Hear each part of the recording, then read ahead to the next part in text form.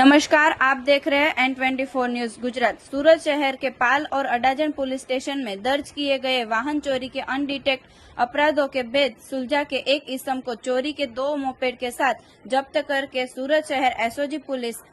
सूरत police commissioner के आदेश के अनुसार समग्र सूरत शहर में वांछित अपराधियों को तलाश करने की सूचना दी गई थी। यह निर्देश के अनुसार सूरत शहर के एसओजी के लोग पेट्रोलिंग में थे। उस समय के दौरान निजी जानकारी पर आधारित सूरत के अडाजन केबल ब्रिज के नीचे पार्किंग में से आरोपी अक्षय अशोक भाई राठौड़ रहने वाले विद्याकुंज स्कूल के पीछे अडाजन सूरत द्वारा जब्त करके उनके पास से चोरी के मिले हुए कुल कीमती रुपये 35,000 के 2 एक्टिवा मोपेड, जिसकी जांच करने से पता चला कि आज से 1 महीने पहले पाल विस्तार के लेक गार्डन के आसपास में आई हुई गिरनार होटल के पास और आज से 3 दिन पहले अडाजन स्टार बाजार मॉल के पास आए हुए पार्किंग में से एक्टिवा मोपेड डुप्लीकेट चाबी के द्वारा चालू करके ले जाई गई थी। अडाजन पुलिस ने आरोपी को सौंप के आगे की कार्यवाही शुरू की है। देखते रहिए N24 न्यूज गुजरात, सिर्फ हम तक ही नहीं सब तक।